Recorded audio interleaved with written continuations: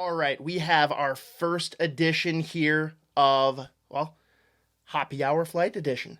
And what we're going to do here, because everyone knows now, hopefully you know by now, Matt Boldy, big boy money, got the bag, 7x7, $49 million for, what is he, 21, 22? Cha-ching. We'll talk about that a little bit more in the Wild segment. But what we're going to do here is go over 4 beers that aren't necessarily the exact same style, but at least similar, category, flavor palette. Like, we're not going to be mixing sours and IPAs and stouts, right?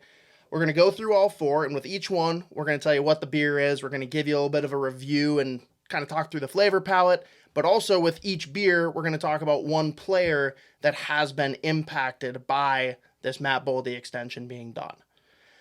So, Isha, to you. Let's get into it. We're going to start with, well, I guess the lighter one of the spread right now. Shout out to our friends at WACONIA Brewing. Jeremy actually brought us this, another care package from our friends at WACONIA Brewing. He also, well, I guess I'll get into that in a second. This is an Express Yourself, which, great name.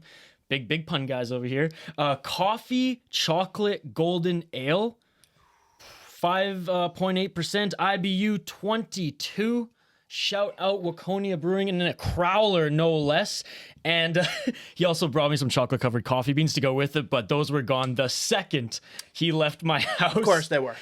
Shout out WACONIA. Thank you, Jeremy. Excited to start this one. And one quick note before we take our sip here. As soon as you crack the can, I was setting up the mics and cameras, and I was like, whoa, I smell the coffee. So, yeah. Cheers, man. Smacks Let's go. The nose. Oh, damn. Okay. It's good we started with this one. Yes, I mean, especially looking at the just the color and for some, the consistency even. This is definitely the one we needed to lead with. Super, mellow, light, nothing crazy. I smell a lot more coffee than I taste, but that's not a bad thing. No. There's a lot of people that, get smacked with the coffee flavor and, get totally turned off by it. This is such a, neutral beer for me. This could be a refreshing beer on a hot day. This could be one that I'm sipping while I watch a hockey game. This could be excellent. The one that I'm just enjoying in the winter. There's not a bad situation for it. It's just super simple. Feels like I'm not doing it justice, right? That sounds bad. Balanced. That's a great word for it. I don't know. I could, by the end of this, I might dummy the whole crowler. So wow. Thank you, WACONIA.